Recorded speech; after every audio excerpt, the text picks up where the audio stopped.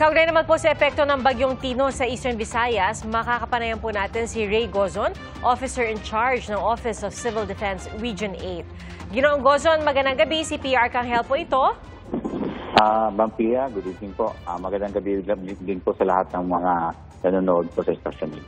Sir Gozon, unang-una, saan po kayo naka-istasyon po ngayon? Nasa Tacloban City po ako ngayon, ma'am. Alright. So, kamusta po ang lagay ng panahon dyan po sa Tacloban?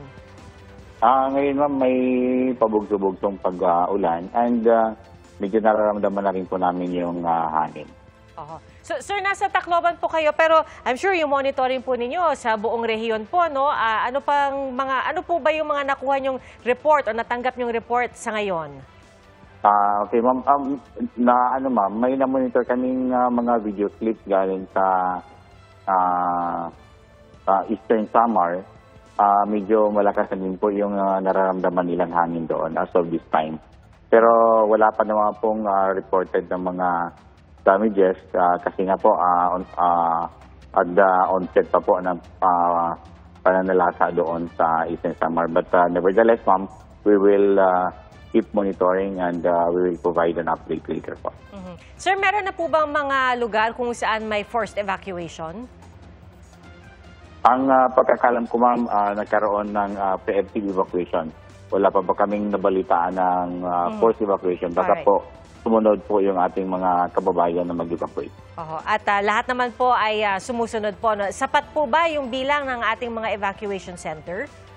Yes, ma'am. As of this time, as of kanina, na-monitor naman po natin na hindi pa naman po napupuno yung mga evacuation centers in the sense naman po na yung iba nag-evacuate din po sa kanilang mga relatives. Sir, mahalaga rin po na doon sa mga evacuation centers, sapat rin yung medical supplies, food supply, water supply. May monitoring po kayo nito? Yes, ma'am. Actually, kasama po siya doon sa pag-conduct namin ng series of pre-disaster assessment meetings with regards to logistical requirements sa mga evacuation centers po. Alright. Ginoong Gozon, alam po namin na kayo po ay tuloy-tuloy po sa inyong pag-monitor. Baka meron po kayong paalala lang po sa ating mga kababayan na nasa mga lugar po na dadaanan ng Bagyong Tino.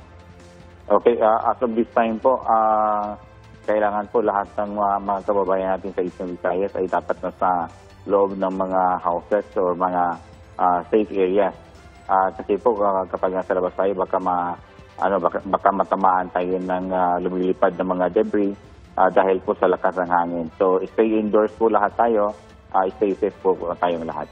And of course, paalala natin ma'am sa mga responders, wala po munang magkakandak ng rescue operations while nasa kasagsagan po tayo ng bagyo.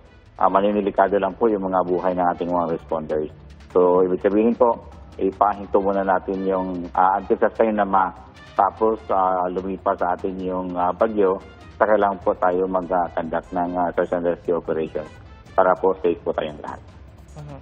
OCD Region 8 Officer in Charge, Ginoong Ray Gozon, maraming salamat po at mag-ingat din po kayo. Mga kapuso, maging una sa saksi.